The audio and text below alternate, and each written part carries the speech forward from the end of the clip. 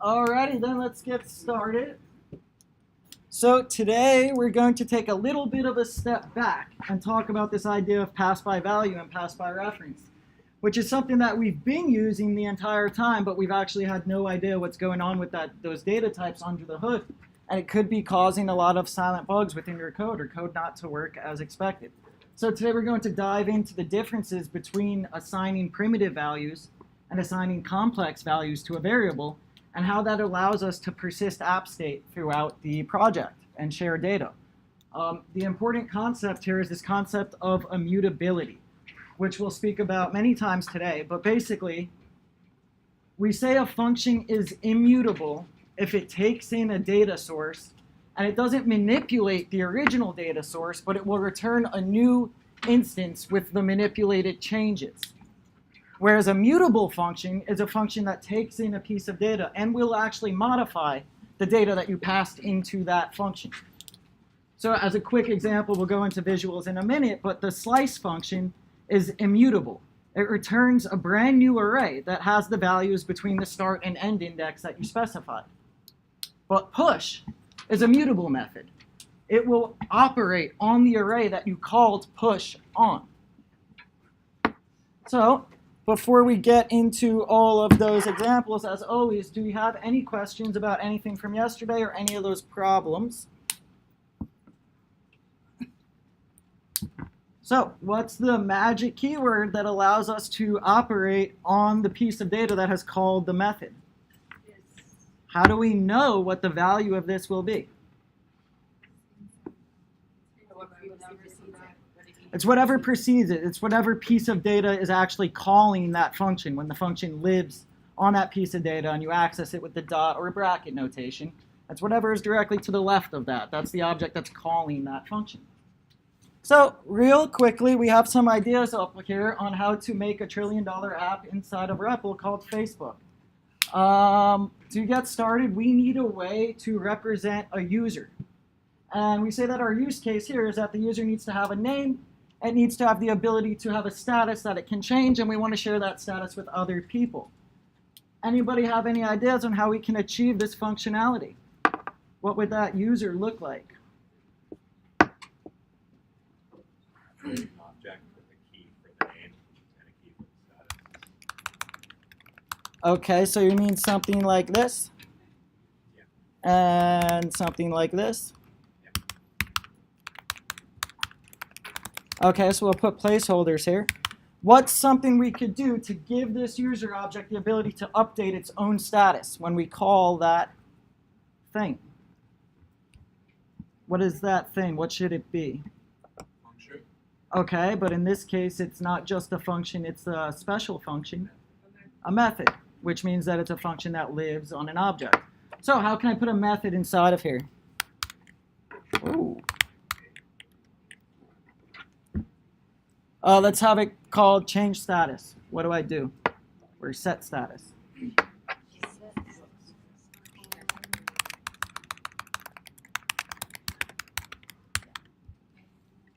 Okay.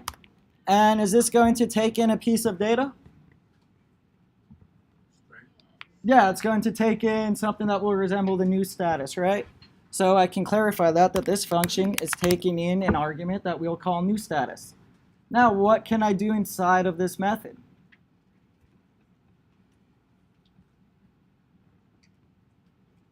Push the new status to status. Push it? Like plus equal. Okay. And how can I access the status? And then return status. Okay, so like this. Now what? Do I need to return? Why are we shaking our head yes? What? So this method, it just needs to set a status. We don't really need a return value here. We have the work inside of here to update the status that's on this object that called that function. So this satisfies our use case. But right now, I only have one user object. I don't want to type this 100 times every time I have a new user. Anybody have any ideas on how I could generate multiple users.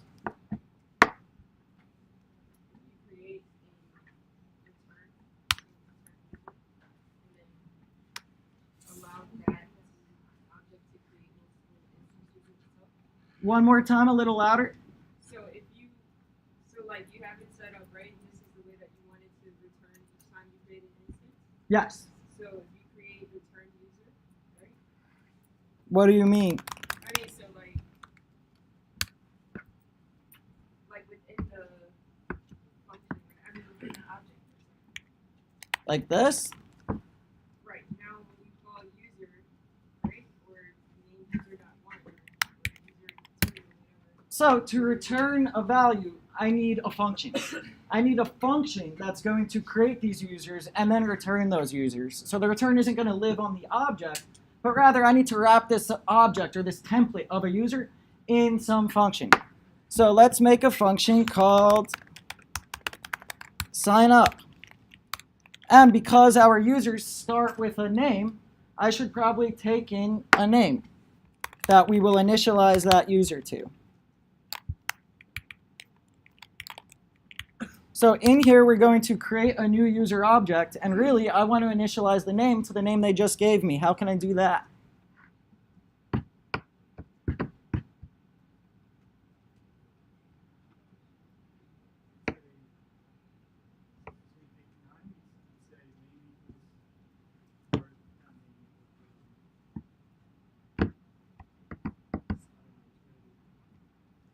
Yeah, you would say user.name to name, right? Yeah, we could do that, or right here. So on the left of the calling, that's a string. This is just a key. But over here is code that's going to be analyzed and reduced to a single value. So in this case, this is a function that's set up to take an argument that we will know as a name. And so that means over here, this name is the argument that we're taking into the function. So this will create that user object with the name property set to whatever data I took into this function. We're going to leave the status blank when somebody first signs up, and we already have the set status taken care of in there. So what do I have to do to finish off this function? Or return sign up. Do what? You need a return for the So what am I returning? sign up. Return sign up? What do we think? Return user. Yeah, so we're inside of the sign up function, and when we come in here, we're going to create a new object inside this functional scope called user. But when the function ends, we're going to lose everything that was inside of that functional scope unless we send it outside. So I need to make sure that after we create this user, we now return the location where that user object was just created and lives in memory. That way we can keep access to it outside. So this is a function that takes in the name. It's going to create an object, and then we return the object. So how can I make a user to represent myself? What should I do? Enter your name in the function. Okay, what does that look like? This function sign up. Sign up. Oh, I'm sorry. Just enter your name. Okay, so what is this going to do right now? It's going to plug you in as the name. Yep. And so what happens here, we see that in green is the last line of the REPL that ran. So line 21 evaluated to this object. How can I access that object on 22? Which object are you? The one that came out of sign up. Yeah, exactly. So this line right here, once it's evaluated, it resolves to whatever this return value was. So that's what's in green up here. But we didn't do anything with that. This line evaluated to an object, and then we moved on to the next line. We never saved that in a piece of data. So actually, JavaScript is smart enough that after we're done with 21, it says, hey, we're done with this function, so we're not holding this in memory. You're not holding what this returned to in memory. So immediately on 22, JavaScript would go and just delete this because it says you have no way to access it anymore. So yeah, we need to save that return variable.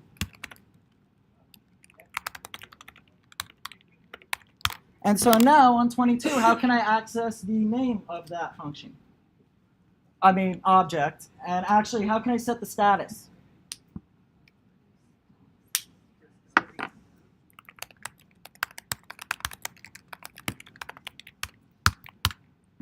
Okay.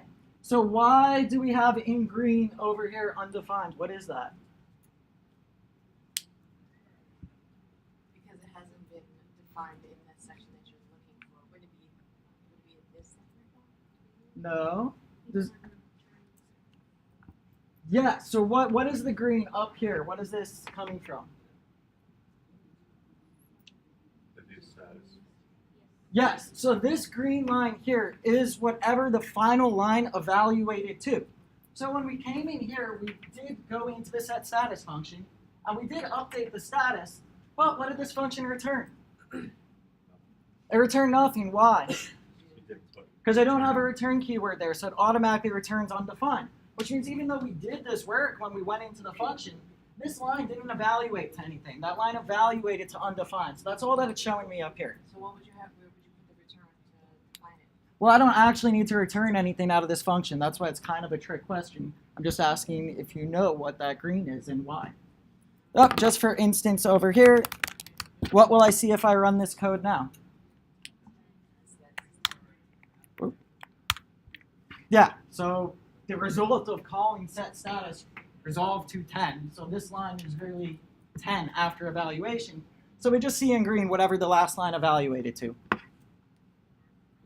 It's just something to know about how REPL works. This read, REPL stands for read, evaluate, print, loop maybe. I don't know what the L stands for. But so this is whatever just got evaluated. That's all. Okay, great. Yeah, so that's a function to generate objects, and we've got a method in there. So we're going to go talk about pass by value and pass by reference, which will be very important if we wanted to achieve this functionality where we'll have a social network and everybody is able to see all of these different user objects and whatever their current status is. Yes? If you go back to the example, if you did, right after line 22, if you did status, would it give you teaching? Would it give me what? Teaching? Yeah, or Yeah, exactly. So the last line of code to now be evaluated is on line 23. And to evaluate this line, this expression, to a single value, we say, okay, go look up the Chris object. I haven't drawn it all out over here, but the Chris object now is on our global scope. And we will find this object somewhere in memory, and we will try to access the status property, which is defined. Before, it's defined as an empty string. But after we process this work inside of set status, that property will evaluate to teaching.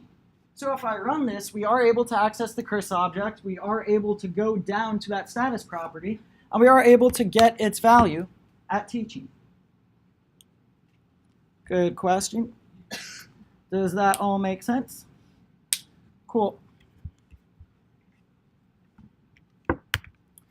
So this concept is related to primitive versus complex data types. How do we say that primitive data types are passed?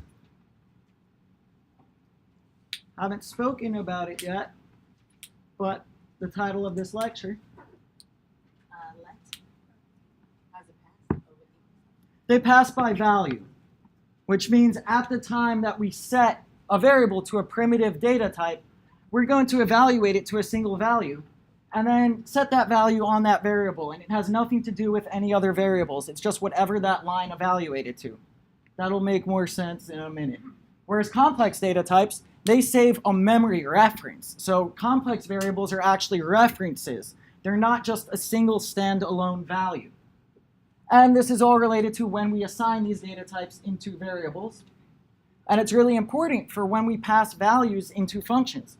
When I pass a user function into, when I pass a user object into a function that's going to change the name on the object it takes in, we want it to do that on the actual object that you passed into the function. So outside of the function, we want to see that that data has changed. And that's only possible because we pass a reference. So we'll talk about the equality operators and how we compare primitive data types versus how we compare complex data types.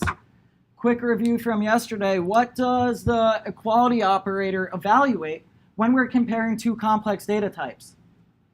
The memory address. Yeah, it's just checking to see if they're both pointing to the same memory address. It's not looking through those collections and determining if all of the keys and values are the same. It says, are you literally pointing to the same spot in memory? That's all we care about. Because if you are, then we know you are definitely the same object. And then we'll talk a little bit about how this works with arrays and the slice method, which I mentioned earlier. What type of method is slice? Immutable. Yeah, it means that it's not going to modify the original array. It's going to process changes and give you a brand new reference with the data that you selected. So, quick review on what the primitive values are in JavaScript. We use them a lot. Mostly string, number, and Boolean is how we get our work done. Undefined is when a value hasn't been set. Null is what? Will the computer ever give us a null value? How do we get a null value? What's that? It's hard-coded. What does it mean? Yeah, it's false, and it's just a placeholder by the programmer to emphasize that there's no data here yet, but there will be. So maybe in the example we just did, it would have been better to set status to null, as that's more visually obvious that this is something that will be set at a later time. But having it set to null or an empty string would basically allow me to do the same things because they're both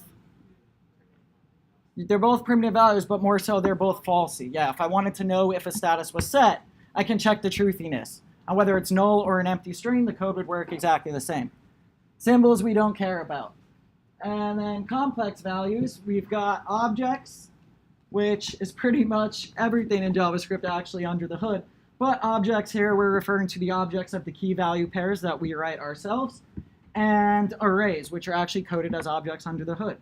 And functions. So objects, arrays, and functions are all passed by reference. Cool. So what does this look like? Well, strings are primitive values.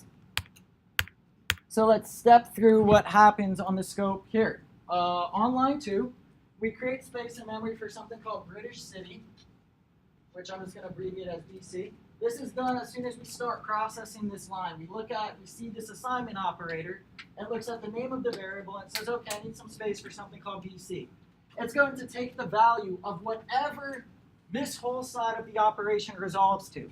In this case, it's pretty easy. We just have a string. The string evaluates to itself. It evaluates to the string York. So we're just going to say BC is equal to the string York.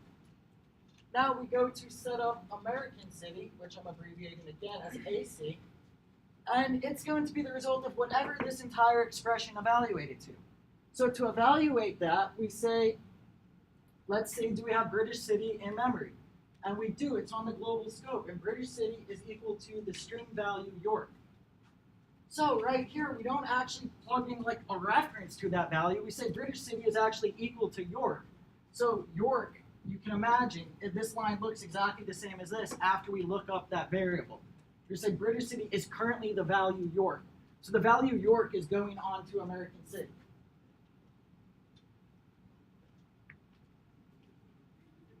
Now down here on line 5, I'm reassigning American City again. So to solve this, we need to solve the right side of this expression, we need to solve this plus operator and reduce that to a single value. We've got the string value new, and then whatever the current value is of American City, which is what? York. So now when I say new plus York, we concatenate those together. We've reduced the right side to a single value. And so now we can come over here and we can say AC is no longer York, it's New York. Does British City change? No, we have nothing to do with British City. We might have started American City to be whatever value British City was at the time, but those aren't linked by any means at all. So when we update American City down here, nothing happens to British City. We can only reassign British City with another equal sign on another line. Right now it's still York. So we come down to 7 and 8, and we see that we've got York and New York, which lines up with our current global scope. Questions? So arrays, however, are complex values. So again, we start out on that first line. We're making space for British City. We touched on this yesterday, but what happens as soon as we see this? Makes it complex. It's an array. It's a complex data type. What does the computer do? Yeah, so this bracket, you can imagine that there's kind of a function being run that's called create array. It's the array constructor. And so when that happens, JavaScript is built to say, hey, I need to have a way to refer to this many different times. So I need to save this somewhere else in memory. So we're going to go over to the first available memory address. We're going to create this array that has the string value York inside of it. The array constructor is done. It gives us back that memory address. So British City is actually a memory address, and that memory address points to the array that we just created. So what happens on line 3?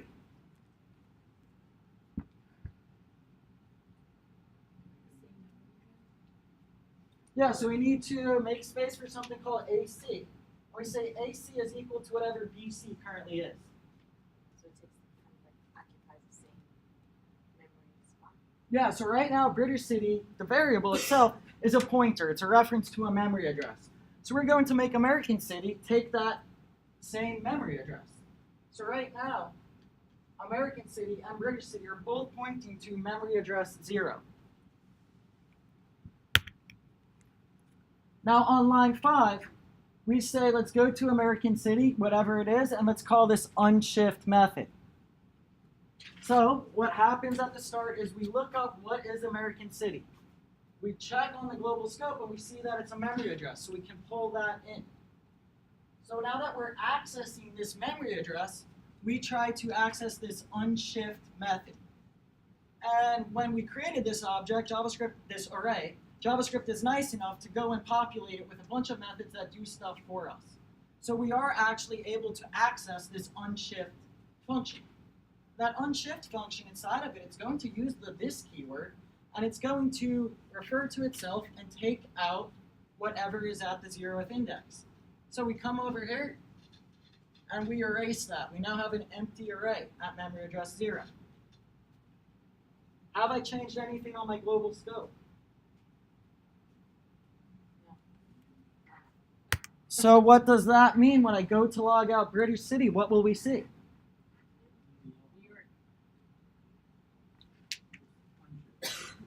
Oh, sorry. Yes, that was correct. Unshift, it wasn't. What am I thinking of? Yes. So actually, we didn't empty this array. We threw in a new value. So it got modified to this.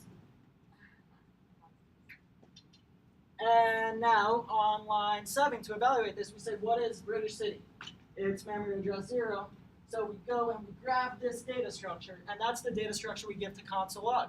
That's the same data structure we give to console log on the next line. So both of these variables reflect the current state of our array. So that means that unshift is what type of method? It's mutable. It mutated the original data source. Now, everywhere that has a reference to that data source will see these changes.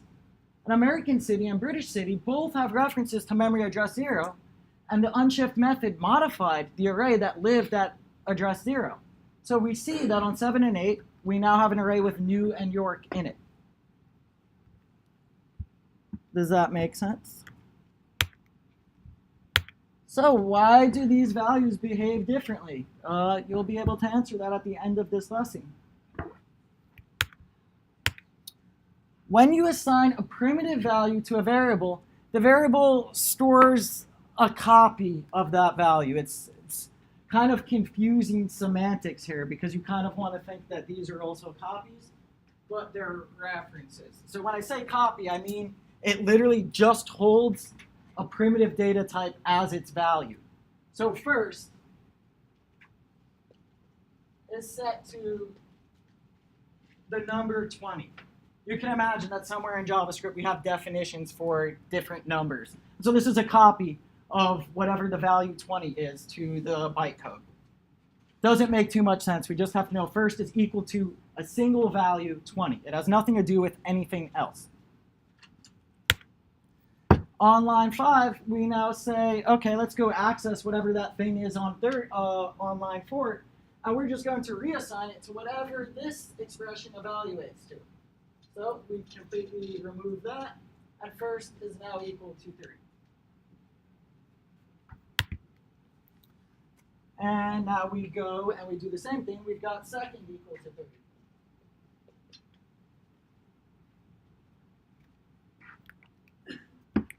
So on line 8, what happens here?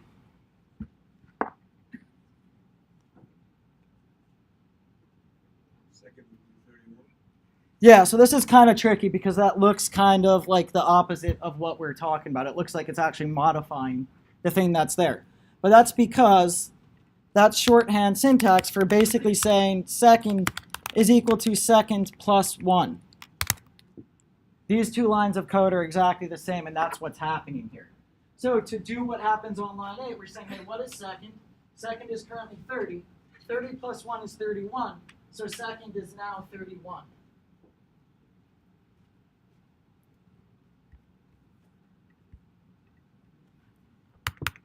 And now when we go to log out first and second, we will see the values 30 and 31, which reflects the current state of our global scope.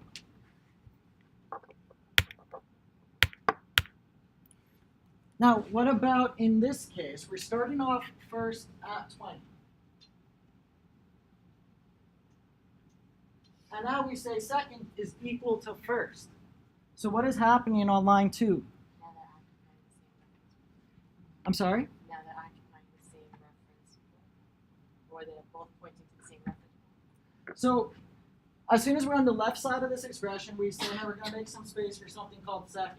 How does the computer begin to interpret this right side? What's that? Yeah, so we say we need to figure out what first currently is. And first is the value 20. So we now basically plug the value 20 here. We don't care, we have no relationship to first anymore. We just wanted to know what its value was. Because it's a primitive data type, it's just going to plug in the number 20, a copy of this number 20. It's a totally different 20 than the one that's on first, if that makes sense. So we're saying second is now equal to 20. Second has nothing to do with first. It's not a reference to it at all. It was just saying, hey, get the value that's at first, and I want to be like that value. If it was a memory address, now we would be a reference. But it's not a memory address. It's an actual data value.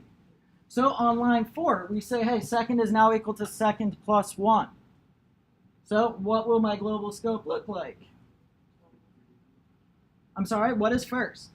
First is 20. It's 20, yeah, it doesn't get changed, right? Even though we said second is equal to first, we don't care about that anymore in line 4. They have nothing to do with each other. So we update second to be 20 plus 1. And if we log these both out, we've got 20 and 21. So when variables evaluate to primitive data types, we just plug in whatever that value was. We don't care about where it came from at all. However, when we assign a complex value to a variable, the variable doesn't store a copy of that complex data type. The variable actually stores a pointer or the memory address for where that data actually lives. So when we access that variable, it will follow to the memory address, and that's the real spot where that complex data type exists. So in this case, we've created something in memory that's called first.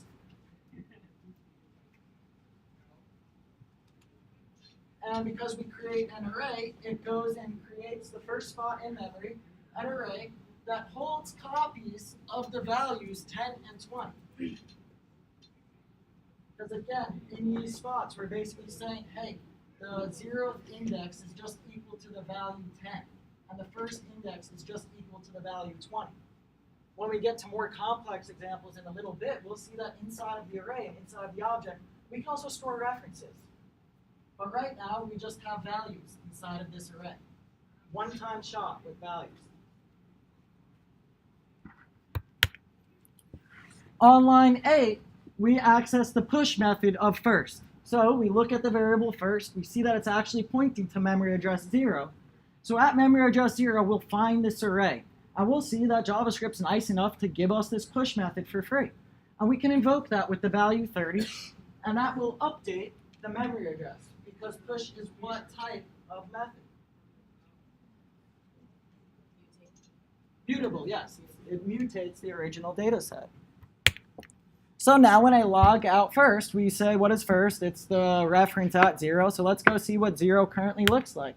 If we log that out, we see that 0 currently holds these 3 values, 10, 20, and 30.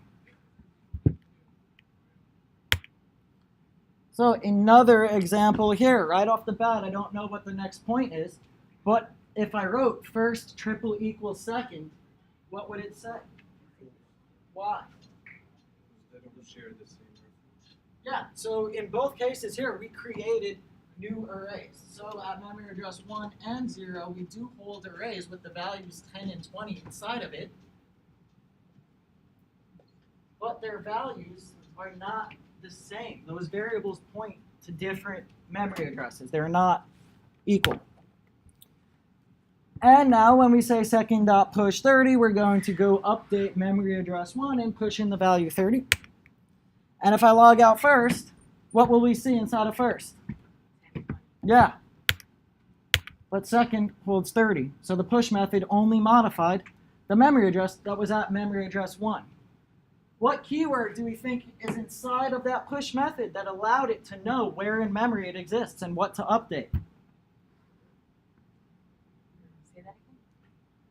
If we're thinking about the implementation of that push method, It's the How- one right before it, so second it works on the yeah, but inside of that method, what keyword is that code probably using to know which data? Yeah, this. So the push method can't have it hard-coded into itself, hey, I need to go update the array called second. It has no fucking clue what we're going to name the variable. So instead it uses this dynamic keyword, this, to know which version of an object is currently calling that method. And this will refer to that own memory address. So inside of push, when we say this.push 30, it knows that this is whatever second is, because that's what called the method. So that's how it was able to find this and update it. Of course. Question about how memory works. Hold on, did I just go to the wrong slide? I'm trying to get back to where we were. This is it, right? Yes. So I get that complex values are being stored with reference points in the memory, right? And then the simple ones we are referencing them by their values. But I'm wondering just in terms of how memory works, are those values also being stored on the main memory, and do they have a reference value like just as JavaScript that is looking for it? So you mean like the number 20? What is Yeah, the like number 20? How memory is being allocated for what we're writing, right? And how we're searching and looking for things. Like, is it about JavaScript that it's not looking for the reference point in memory to find the simple values, that it's easier, or do they not even have them? It has a way to calculate numbers and what they mean, but it's related, it's lower level down on the language. I don't really know how to explain it. Yeah. Do you know? Sometimes you have a deeper insight into exactly how these things work than I do. So I don't want to say the wrong thing and get called out. Yeah. So we don't have to worry about running out of memory here, but I'm not actually sure how it calculates those integer values, because it's not like it has stored every value from 0 to infinity, but instead it has a way to calculate and figure out what numbers actually mean, and that's very low level. I can't explain it in depth. No?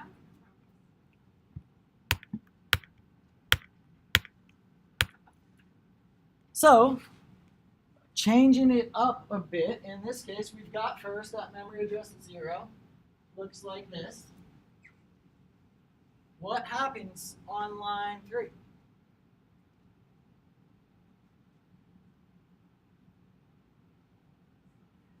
Choose 30 to move. I'm sorry? Oh. Well, just on line 3 for now. How do we determine what second is? Yeah, we look up on the global scope and we see what is the variable first. First is a pointer to memory address 0. So second is also going to be a pointer or a reference to that memory address. Before we handle this case on line 7, if I say on line 5, first is now equal to 10, what do we think will happen? First is now equal to 10. Yes. Second will also change. Because they're not equal. So if we have that assignment operator, we're saying, hey, whatever the variable first is, let's give it a new value. And the new value is whatever is on the right-hand side of the expression. So in the case that I said first is equal to 10, we're erase what first currently is and set first equal to the value 10. Does that change memory address 0? No, primitive. Yeah, no, we didn't actually access what first was pointing to. We just said this variable is no longer whatever it was, it's now the value 10. So we didn't do anything to the array that first used to be pointing at, it's just not pointing to it anymore. Second still is. But in this case, we didn't actually do that. We just pushed 30 on line 7. Yes? If on line, well, with the first equals 10, if you put let in front of it, like let first equals 10, would that then change it? Well, Like, would that- actually, in that case, we already told JavaScript we need space for something called first. That's done by the let keyword. If we try to tell it, hey, we need space for something called first, and we use let again with the same variable name, we're going to get an error. So we can't do that. But, what was the rest of your question? No, that answered me. I was just trying to think like, maybe the let, not doing the let for the first and changing the value would Nope. like changing memory. Yeah, we would have to follow through on that first reference and actually update that. Like maybe we say the 0th index of first is now equal to whatever. Then we would be operating in here. But right now when we say first equals, we're just changing whatever the value of a variable is. And so yes, these variables, they are references, but the actual value of the variable is just a pointer. And we're just updating that value. We're not updating the thing it pointed at, if that makes sense. Can I ask you a question? Yeah. So I'm a little confused, but so if you have first equals 10 on line 5. Yep. That doesn't change the value. So first now equals 10. The so variable first now equals 10, yep. The variable- value 10. So will second now equal 10 as well? No, because those variables aren't references to each other. Those variables each hold their own pointer to somewhere else in memory. If it was line 2 instead of line 5, would that make a difference? Yes, so if on line 2 we said first is now equal to 10, and on line 3 we said second is now equal to first, it would be saying second is equal to whatever the current value is of first on our scope. If at that time the value of first was the value 10, then second would get assigned the value 10, its own copy of the value 10. But there's no link between the actual variables themselves. It's just the sequence of events. Yes. So anyway, we didn't do that. First and second are both still memory address 0. So on line 7, when we say second.push, we look up second, we find its memory address 0, so the code is able to go over here and pull this thing into memory. And we're able to access that nice push method that we've got, and we can modify that memory address. So on the next line, if I were to log out first, what would first look like? 1026. Yeah, because we go to evaluate the value of first. We see first is pointing to memory address 0. So really what we want is the thing at memory address 0, and that's what we would give to console log. That memory address got updated by the mutative method on line 7. And so now both of those variables still point to that memory address. So when I log out 9 and 10, I see 10, 20, 30, which is the current state of the data structure at memory address 0. Does that make sense? Cool. So in this case, we're changing it up a little bit. We're making space in memory. We've got an array at 0 with the values 10, 20. And now we're assigning second. Second is going to be the result of whatever this right-hand side evaluates to. So to evaluate this, first we say, okay, let's find first. It's the thing at memory address 0. This thing has a slice method on it. So we invoke that slice method. What does this slice method do when we have no arguments inside of it? Returns a copy of the keyword. Yeah, and so because slice is going to create an array, as soon as it does that, we go to the next available memory address. And we make space. And it says, hey, go from my start to my end index, which in this case, if we don't set them, it means give me everything. So it's going to look at what this is currently pointing to, which is first on memory address 0, and it's going to look at all of the values. That's going to say, hey, whatever this value is at the 0th index, I want that on my 0th index. And I want the next value as well. So these kind of get moved down onto this new array. So both arrays look exactly the same right now, but they are different, and they exist differently in memory. So after slice has done this, its return value is what? The array, or yeah, this memory address here, memory address 1. So second is going to be a reference to the data structure that exists at memory address 1. So on line 5, what am I going to do now? Walk me through the steps over here. Yeah, anybody, go ahead. So, you're going to set the variable second, Which is? which is pointing to memory reference 0, 1. Yeah, so second is currently a reference to the data structure at memory address 1. So we pull this thing up, and we're going to use this for whatever we're doing here. So now, push, which is mutated, so you put in it's changing that array at that memory address. So it's now 10, 20, 30. But then that's the one that changes. Yeah. So how did the push method know which data structure to operate on? By the second, it's at the second, because slice just made a new array. That's Yeah. the second array. Yeah. And so inside of push, how does it know where to go? This keyword. Yeah, it doesn't know that I called it second. It's referencing it through the this keyword, which is the caller of the function. So yeah, we just updated the thing at memory address 1. So if I were to log out first right now, what would I see? 10, 10. Exactly. So slice right here, this is a real quick, cheap way to get a copy of an array. And so it's kind of tricky, it's semantics again, but when we say a copy, we mean a totally new array that just happens to have the same values as the original one. But if we now operate on second, it's not going to affect the original array. Slice didn't touch memory address 0, it just gave us a new one that had whatever was inside of memory address 0. As long as the parentheses are empty. Yeah, but even so, like let's pretend that I just plugged the number 1 into slice. What does slice do if I give it one number? Starts from that index. Yes. So if we say let's slice from the first index to the end, what it would have done is it would have said, okay, I need a new array. I'm going to copy everything from the first index over. So we would have moved 20 down. 20 would now be index 0, and there was nothing else to do.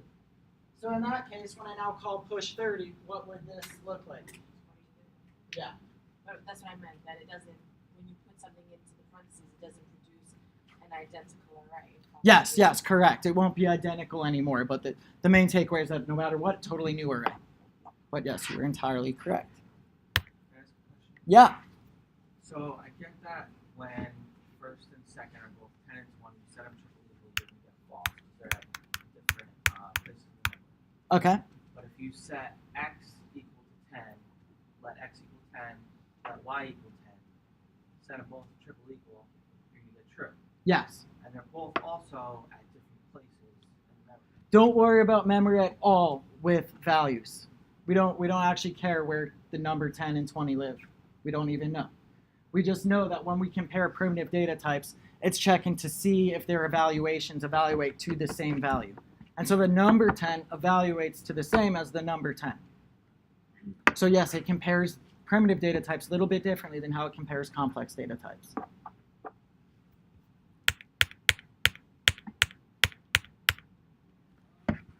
All right, so this one a little bit different. We have something called mynum. We set mynum equal to 10.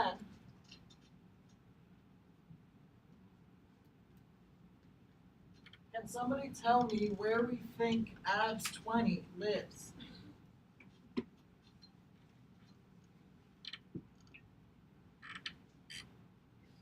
How can I represent the state of the computer and how we would access adds 20 up here? A little bit of a trick question because we haven't fully covered it yet. Is it a value? No, it's not. So a function is a complex data type. It's coded as an object under the hood. So actually, when we begin to define that function, when it got hoisted as soon as the program ran, it went to memory address 0 and it said, hey, you're a function that's called adds 20, and your code looks like whatever. And so over here, we now say the variable adds 20 is also pointing to that memory address of that function. It's just something to know about because tomorrow we're going to start to pass functions around as well. But yes, everything we're talking about related to arrays and objects works the same way with functions. So now on line 8, we're saying we need space for something called return num, and it's going to be whatever the result of calling adds 20 is with my num. So what does that evaluate to?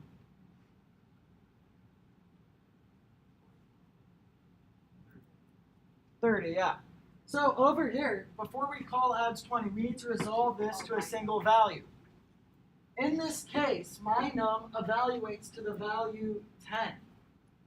So when this evaluates to the value 10, 10 is what is going to go into this function. This function has nothing to do with that variable anymore. That variable evaluated to a single value. It's a little bit different than if I passed in user, and let's pretend user was an object. If I did that, this variable would have resulted in a memory address, and that would mean that that function would have reference to that spot in memory.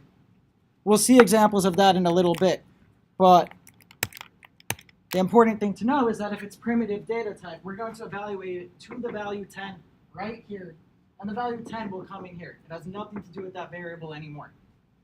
So the number 10 comes in here. We say 10 is equal to 10 plus 20, and we're going to return 30, which is the state of that num. So out here, this evaluates to the value 30, and return num goes up on our global scope.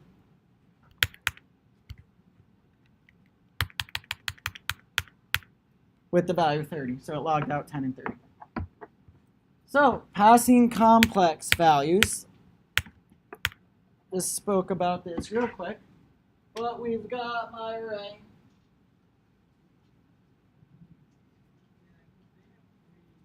I'm not going to write out functions all the time. That's just an example to realize and think about that the functions are stored in memory and their variables are references.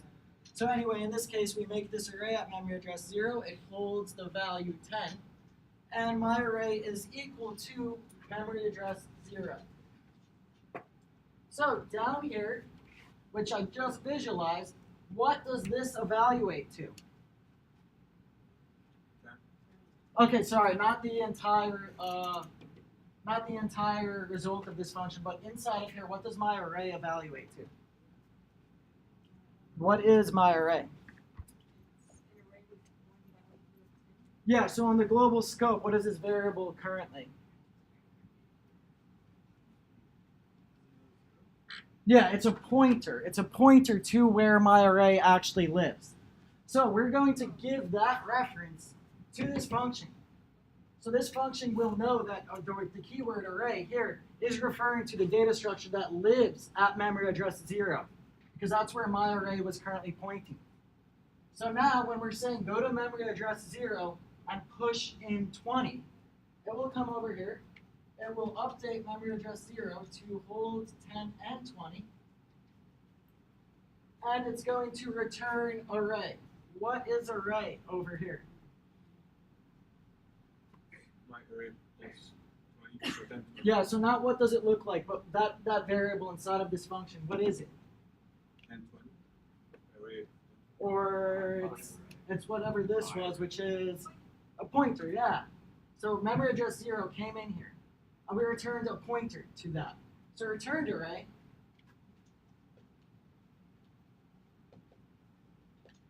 is also pointing at memory address 0. And we passed in that reference, came in here, and then we returned the same reference, and so we still have it over here. When I log out my array, what will I see?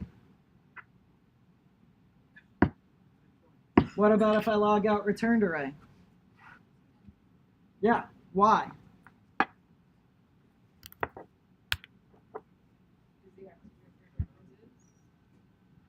Are they two different references? They're the same reference, yeah. So if I log out returned array triple equals my array, what will it be? True, because both of those variables are currently pointers to memory address 0. They're the same.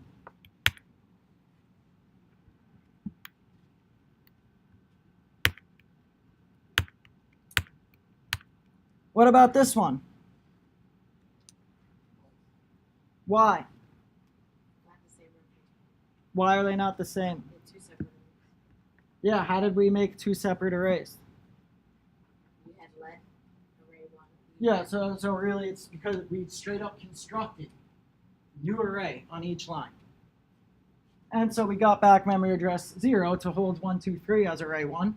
We went to the next spot in memory address 1, and it also holds an array with 1, 2, 3. But those references are to two different spots in memory, so they are not equal. False. What about now?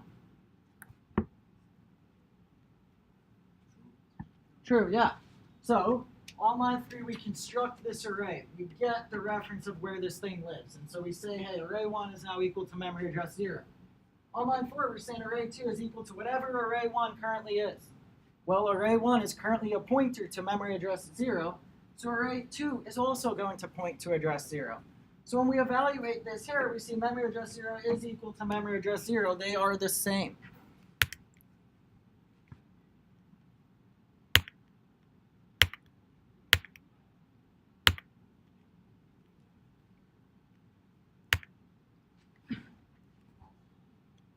Yes, right off the bat, that is false. But, trick question.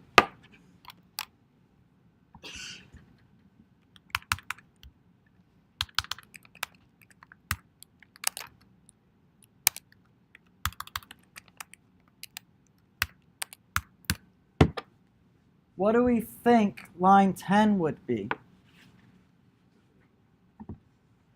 Yeah, that's true. So we're going to step through this right now.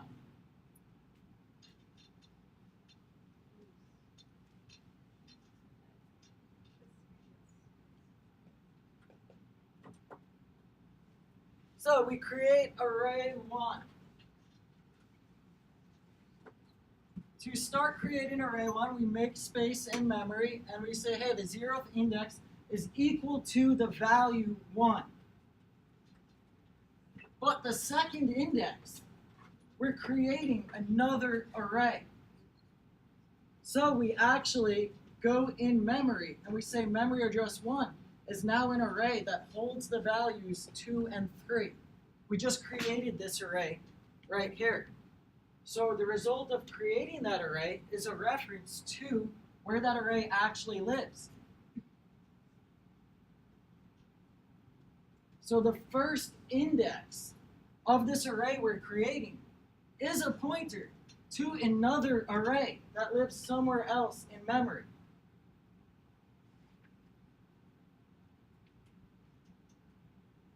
Are you still with me here? And so that got triggered because when we had this bracket here, we constructed a new array. We needed to go make space to hold this new array. So then when we go to array 2 and we want to evaluate that to a single value, we finished up array 1. Array 1 is pointing to the thing at memory address 0. Now to solve array 2, we need to slice. And so the slice function is going to start out by creating a new array. And it says, give me all of the values that are in memory address 0. So we look at memory address 0, and the first value is 1. That's easy. We put it down here. But the second value is a reference. So we're going to also take that value, that reference, and we're going to have a reference right here to memory address 1. So now on line 10, when I'm comparing these things, I'm saying, hey, we need to go to array 1, which is, after we're done with the slice over here, we got back memory address 2. Now on line 10, I'm saying go access array 1. We look up its memory address 0, and we're saying go to the first index. First index over here is a pointer to the array at memory address 1. So right here, evaluates to that. That's what's at the first index of that original array that I created. And now when I say go to array 2, we look up, we see array 2 is whatever array is at memory address 2. We go over here, we say what's at the first index? First index is what? It's a reference to another array. So that was 0x1. So we've got 0x1, is that the same as 0x1? Yeah. So there's a little bit of a gotcha here. Slice is immutable, but it's only a shallow copy. It only gave us a new reference for the top level array. It copied all of the values exactly as they were. So we have the same reference in both of these arrays to that small little array here with just 2 and 3 inside of it.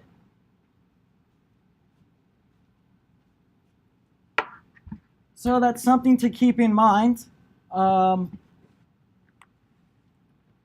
come up a lot more as you start to write actual applications, but just be aware if you're using slice and you've got complex data types in there, the resulting array from that slice will refer to whatever the original values were, or the original references were. So in this case, if we wanted to basically deep copy this, we would have had to say, we can pretty much hard code in here and say array 2 at 1 is equal to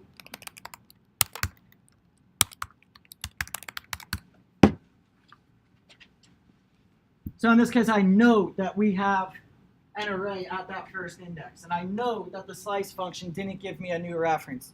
So manually, I'm replacing whatever is at index 1. I'm saying, hey, go to array 2, go to the first index, and reassign it. The first index will now be equal to the result of calling slice on what was in array 1 up here. So when we do that slice method, it says, okay, I need a new array. And it's currently pointing at this one. So it's going to make a new array. It's going to copy 2 and 3 down here. This will be the next memory address. And now that slice operation resulted in memory address 3. And that's what I'm putting into array 2.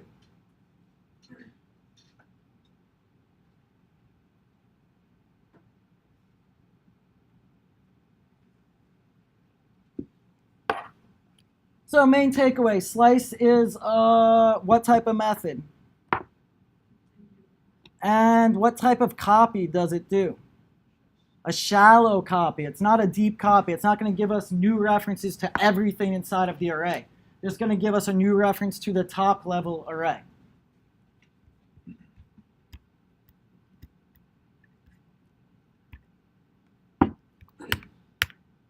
So if an array has a complex value as an element, only the reference to that complex value is copied into the new array. That's illustrated here with 0x1 being the original reference that was at array index 1. And then when we did the top level slice, we also took that reference.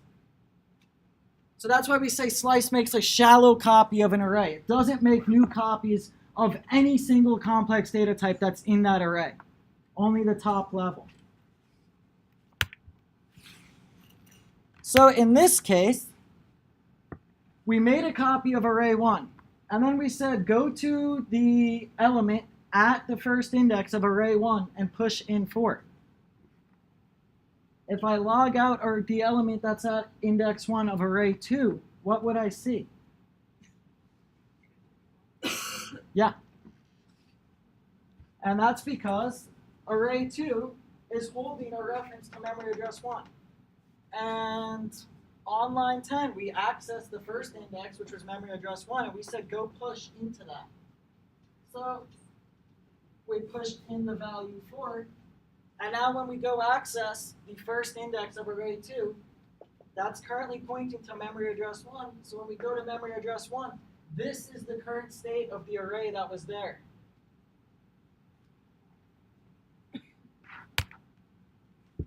And if we evaluate if they are the same, we will see that they are the same reference.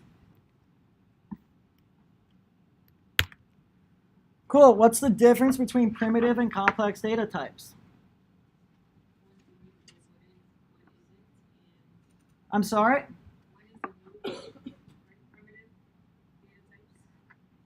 Okay, yeah, we can think of them like that. But the words I'm looking for are that they're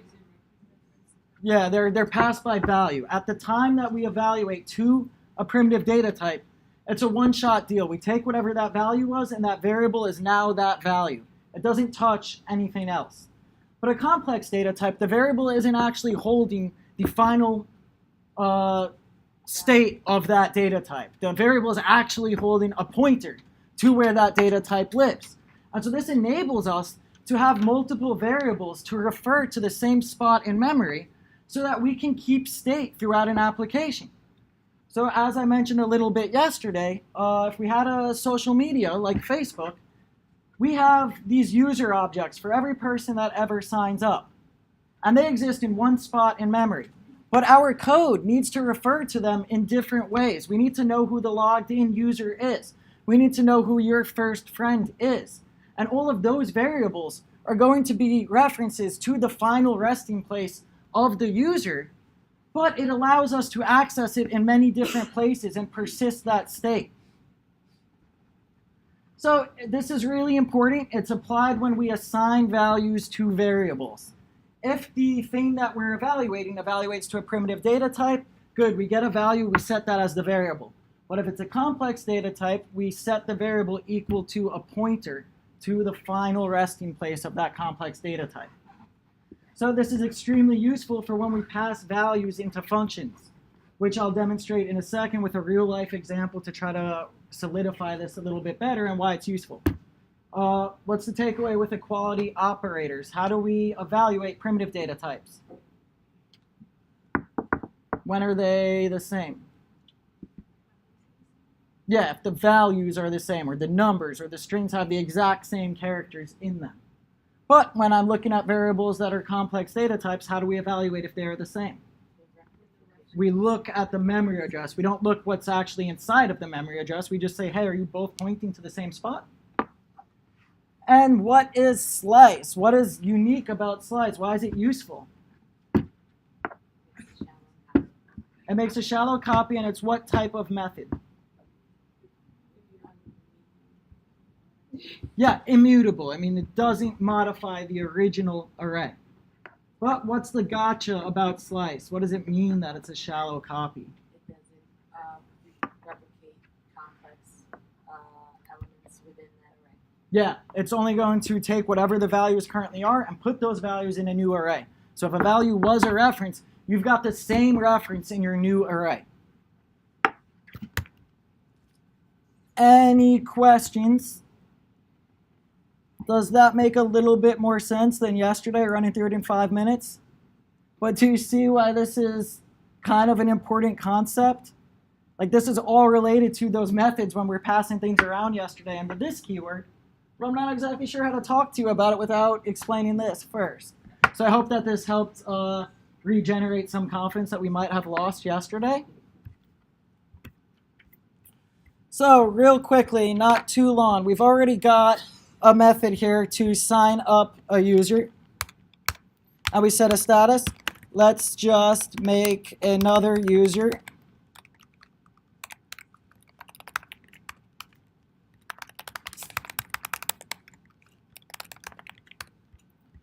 Okay, so now I want to make a social network. And the social network needs to have the ability to hold all registered users. Any ideas on what type of data structure I can set up here to model this social network? Okay. And what can I do in here? You want to say user? Yeah, let's make something to hold all of our users. Now, it's a lot easier to actually hold users in an object, but we're going to use an array here. And let me just move this network above here.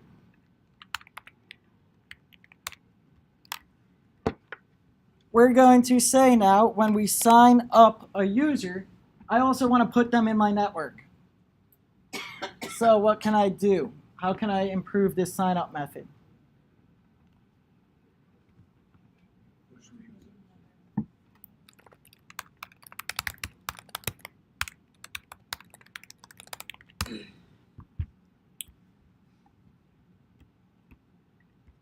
So when we sign up a user, now we create this new user object. We have a reference to this new spot, the final resting place of where this thing lives. And what we're saying down here on 22 is we're saying, hey, push that user into network .users, which is an array, and that lives on its own spot in memory. So pretend that that user, that first user that we created, is memory address 0.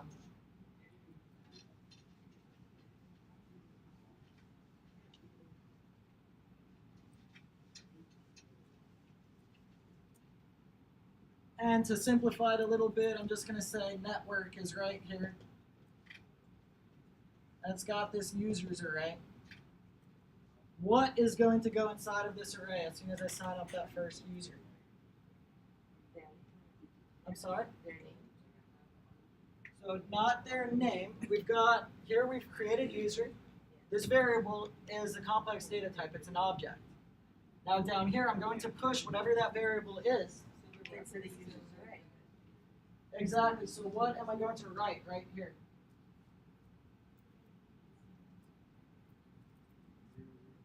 Yes. So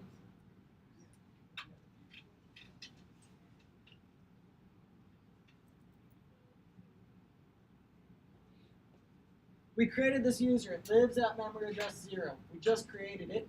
We already have this network that lives somewhere else in memory. It's got its own array that lives somewhere else in memory. But when I push user into that array now holds a reference here. And so what this means is that throughout my application, anywhere where I have a variable that's referring to memory address 0, I can modify the name, I can modify that status. And later, when I come to users and I go through all of them and I draw out your feed, it holds references to where that object actually exists. So it will always have the current state of that original user that we created.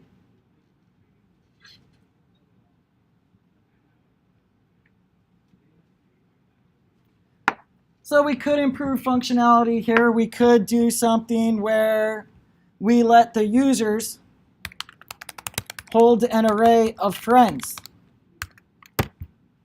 Why'd you put a comma? Because this is we separate key and values with commas. Yeah, so the value here was a function. So you need the curly brace, and then you still have the comma. So yeah, now we have a new property. So I ended that function here. And then to do a new property, I need to comma. This is the new property name, and this is the value. And so do you see where I'm going with this? This means that now we can add other methods that will let me put more references to other users inside of friends. So I'm referring to users inside of a user and their friends. I'm referring to users inside of a network and users. And I'm referring to users outside of these variables here. Now the magic happens because if I just call this one status, Chris.set status to update that status, everywhere that I have a reference now has those changes. If instead I needed to have code in here that says, okay, well, if I said Chris status is teaching, I need to go and say, hey, friends0.status is now teaching, and users0.status is now teaching. It is fucking impossible to maintain that. I could never keep the state of all of those variables to be exactly the same. And this is only possible because of the ability to have references.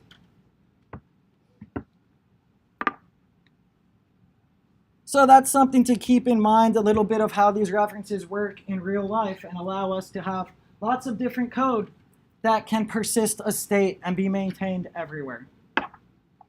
Do we have any questions on that today? Yes?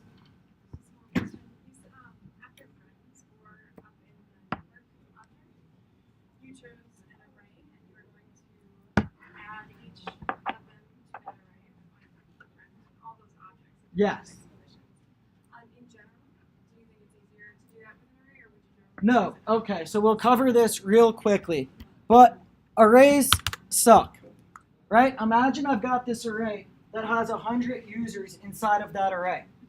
And I want to find a specific user by their name, let's say. What does a code look like to go through an array and to find a specific thing that I'm looking for?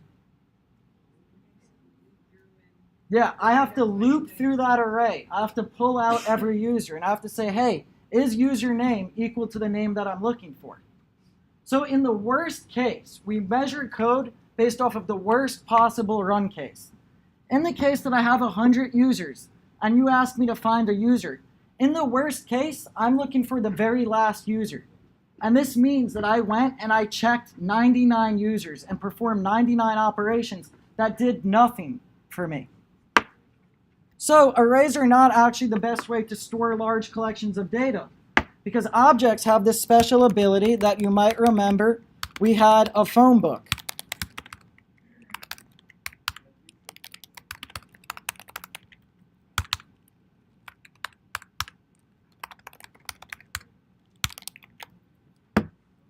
When I want to find a person in a phone book, I can use a unique value, or the unique value of the key.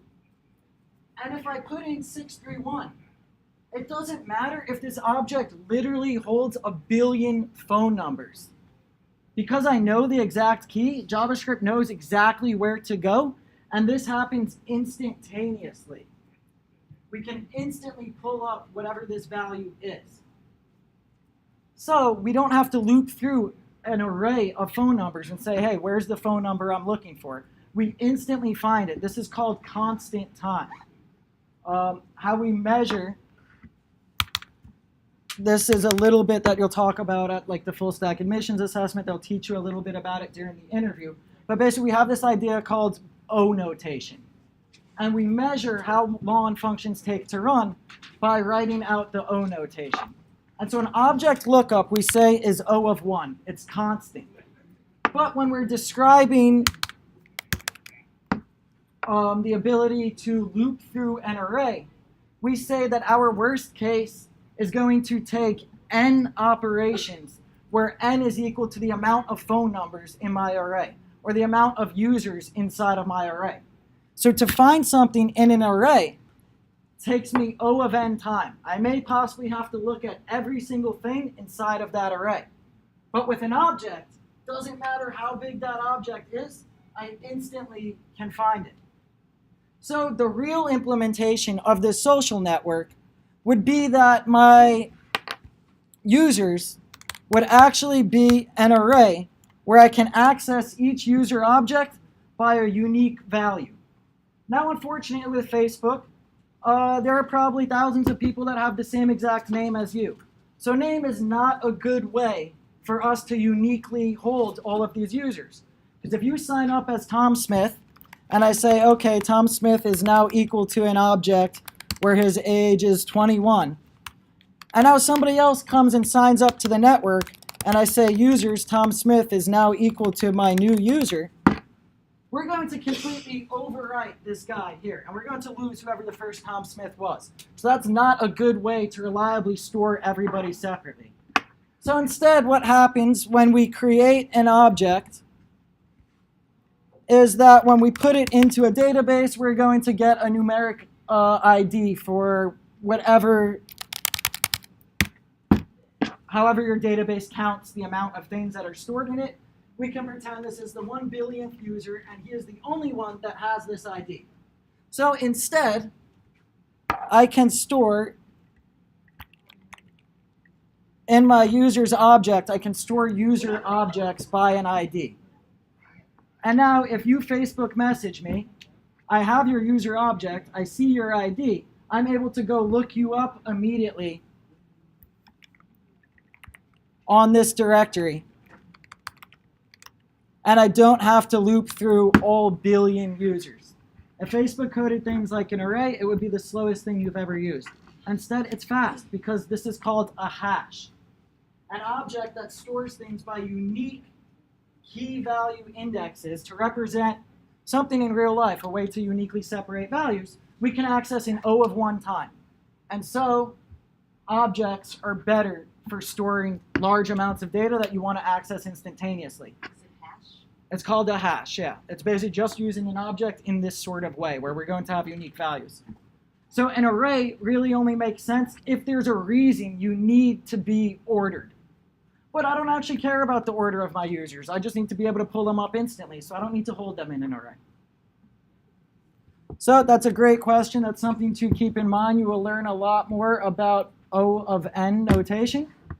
And if you're able to explain why an object is much better to store data than an array, that is extremely impressive when you get to the full stack interview. Like, this is way advanced of a concept. And so I hope that you already have somewhat of a background and get why this is better to do in a hash. Any other questions?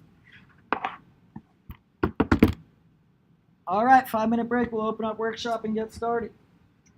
Chris, I actually have a very basic question. Uh-huh. So when you're looking at passive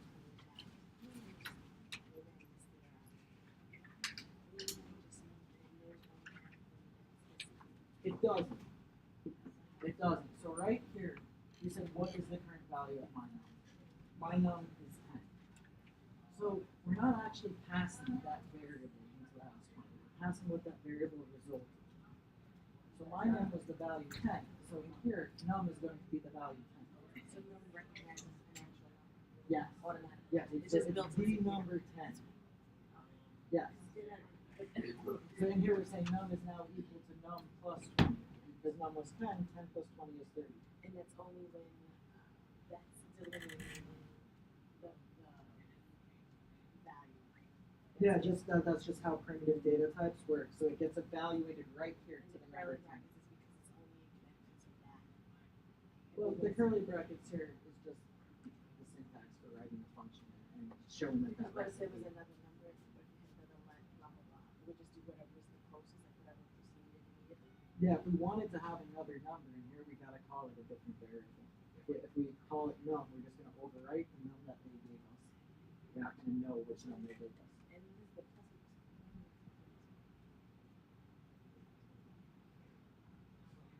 So num plus equal to 20 is shortened, or num is equal, or equal to num plus 20. And so over here, num plus plus is just shorthand for saying num is equal to num plus 1.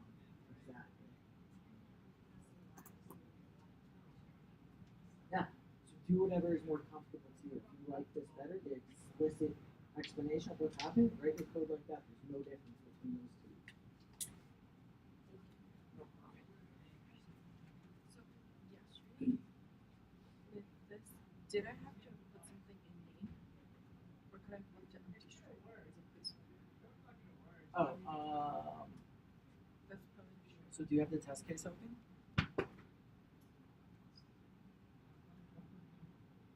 Because it is not good use of property. Expect name to be a property name. Expect type of name to equal string. Yeah, so if we did have an empty string in there, it would still be of type string. Now down here, we're checking what get So does. it's okay if I left it empty string? So far, that's all that it would have tested. Oh, So over here, we're now checking that getGreeting is a function. It is. And now over here, they're evaluating your greeting function worked if it returns me.name. So one problem we have here is that getGreeting doesn't take an argument. Okay, so, So- originally I had this, and then I had this dot name. Exactly. Oh, so that That's was what there? it wants. Yep. But So then what about this? no, you can empty it because it's testing to see that getGreeting will always return will return the string that says hi, my name is, with whatever the current value of name is on me. So in this case, name is currently empty, and so this dot name will be empty, and me dot name will be empty. So these strings will look exactly the same, because it is going to use the name property. It's not checking to see that you actually filled in the name property. It's checking to see that it uses, it results I in the thought same. over here it